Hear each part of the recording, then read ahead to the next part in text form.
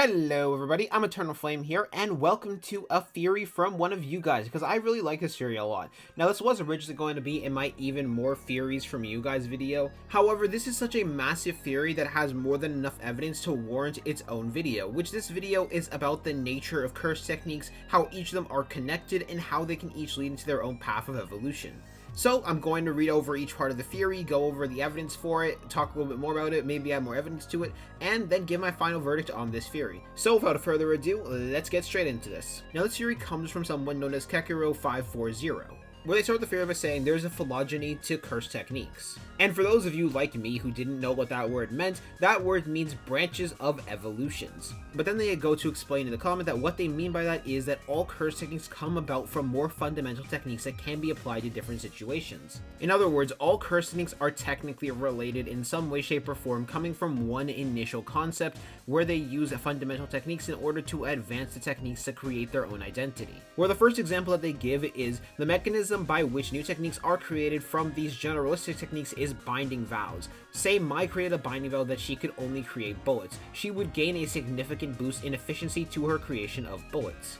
By limiting herself to bullets alone, this follows with the current understanding of how binding vows work, and would increase her effectiveness immediately, much like how Nanami creates the binding vow over time to simultaneously limit and boost his power. Now there are several times where I think this is actually extremely consistent with JJK, where by putting limits on extremely versatile techniques, it can end up spawning much stronger results. One of the biggest examples of this that I can think of is when Mahito combined several humans in order to amplify their power heavily, however they were very easy to one-shot and kill, as Todo had directly called out. So if sorcerers are able to consciously limit their applications of their techniques in exchange for a massive power ramp towards it, such as how Nanami does his overtime, or the example I just gave with Mahito, then what's to say that it couldn't be possible that all techniques come from one essential creation technique like Yorozu's or Mai's. However, they subconsciously have binding vows in order to formulate the technique as their own in order to make it much stronger in exchange for it following their own personality. This even ends up tracking with how Yorozu was able to perfect the creation technique.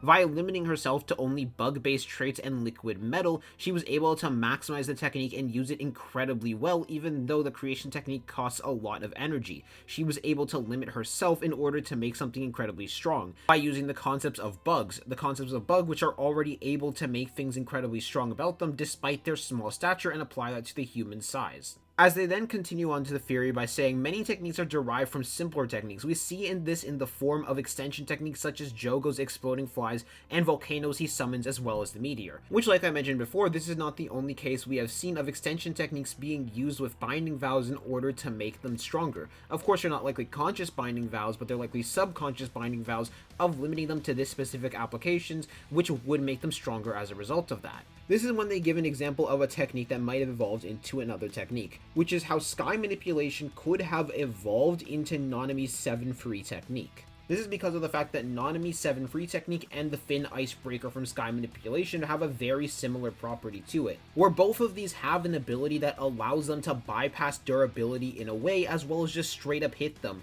ignoring curse energy and making a weakness be forced on the opponent. Of course, Nanami's is a lot more refined because it's a slashing based attack, but it's a lot weaker, mainly because Uro is just straight up a lot stronger than Nanami, but it is very much possible that Uro could have evolved her technique into Nanami. As I call out in the comment, they have very similar properties, as well as how Sky Manipulation could have ended up evolving into several teleportation-based techniques naturally, and them both having the same basis. Which in my opinion does make a lot of sense, mainly because Uro has shown the ability to basically warp herself around and just like fold space in order to put herself in different locations, like she did against Yuta when she appeared behind him and whispered in his ear out of nowhere. She can fold and manipulate space, which is very similar to how one teleportation ability works in specific, Gojo's teleport ability. Sky Manipulation and the Limitless actually are very similar in how they function. Of course, the Limitless is stronger because it's infinite space in comparison to Sky Manipulation, which is just bending the sky itself, but they are both very similar spatial manipulation.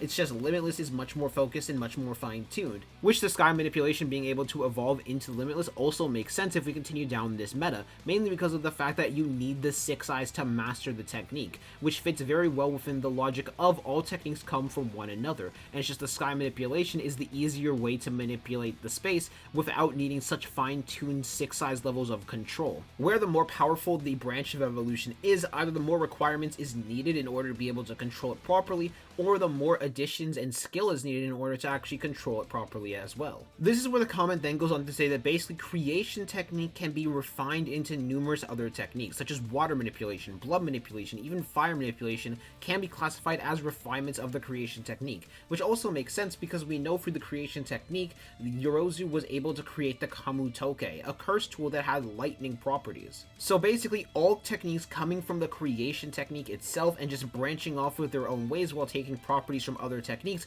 could make sense in order to explain how techniques work. For example, Jogo's and Dagon's technique could even have some relation through their manipulation of lava and water because both of them are manipulating liquid, similar to how Yorozu's also manipulating liquid and have similar properties, all coming back from one evolutionary based technique. Which this could effectively create a system where once you understand the properties of a curse technique, you will be able to understand all curse techniques, because once you understand one, you can understand them all, since all are one and one are all. Which they then go on to say that this system will create a phylogenetics origin by which curse techniques can be classified, as they would have to refine themselves from a more generalist technique, as generalist techniques are insanely hard to use. You'd have to be special grade material to even think about making them effective. By the way, to say phylogenetic, it took me literal several takes. Like, I even messed up saying this line, so yeah, that's kind of funny enough. However, this is something that I very much do agree with. After all, if you look at all of the people who are actually able to use the much more general techniques that have much more potential to them of versatility, they are all within the special grade classification of people. Gojo, who was able to manipulate space to such a fine-tuned level. Yuki was able to manipulate mass, that such a lot of things actually fall under mass, as she even calls Kenjaku out that he wasn't actually thinking far enough when it comes to mass manipulation. Speaking of, Kenjaku through his anti-gravity and gravity manipulation. This even applies to the disaster curses who are all able to manipulate a concept of nature, and in Mahito's case, the literal definition of a human soul. You can even give this back to Sukuna, who's able to manipulate slashes, down to the point where you can add different properties to the point where they can cut the world, so long as he has an example for it. After all, this fits very well into the theory. Much more curse techniques that have much more potential and have much more versatility are only being able to use in the hands of special grades in exchange for not having as many restrictions in comparison, the mass amount of skill needed to wield these paths of evolution. And then the comment continues to say this, that it fits very, very well within Yuta and Sukuna's ability to seemingly be able to copy other curse techniques, but only able to use one at a time. This is because, as the theory suggests, that all curse techniques come from one main massive curse technique, being creation, or maybe even a technique that goes beyond creation and all of them just evolve from that step. But once you're able to understand that simple fundamental step at the basics, you are able to understand all curse techniques, which just fits very, very well with what Sukuna said about True Jujutsu and how no one understands True Jujutsu. So the thought and belief that all curse techniques are one rather than people just seeing curse techniques as their own separate thing that are not related at all, but is just a wrong view, and that is what Sukuna directly calls out through the finger bearer and shows off several times through his ability to alter his own curse technique, with Yuta also in a way subconsciously doing it by mimicking other curse techniques as well, though only being limited to one at a time, as his own binding vow. In my opinion, I do see this theory as being something very, very possible to happen. After all, we know cursed energy is very heavily connected to one another. For example, when Gojo was born, all cursed spirits got stronger as a result of his birth, because of how much innate potential and innate talent that he had. Furthermore, if you think about it, really, everyone just falls within the same system of cursed energy. Everyone exists within curse energy, so all curse techniques being an evolution of curse energy as a whole, and once you understand the fundamentals of curse energy, you're able to grasp any curse technique like this, would make a lot of sense and make this theory make a lot of sense. Stack that with curse energy being known to be a system that rewards you with the more limitations you put onto a technique, such as sacrificing your own life giving you the best output of a reward, or Nanami sacrificing having his curse energy limited, or going for specific applications of curse techniques in exchange for adding bind vows to those specific applications to make them that much more potent.